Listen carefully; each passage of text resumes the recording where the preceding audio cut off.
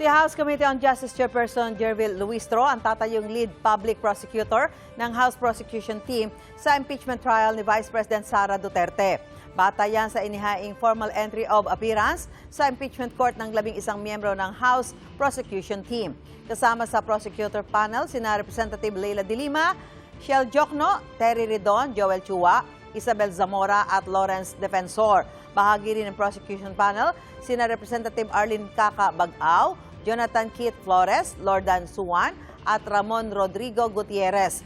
Si Kabataan Party List Representative Rene Co ang magiging isa sa mga tagapagsalita ng prosecution.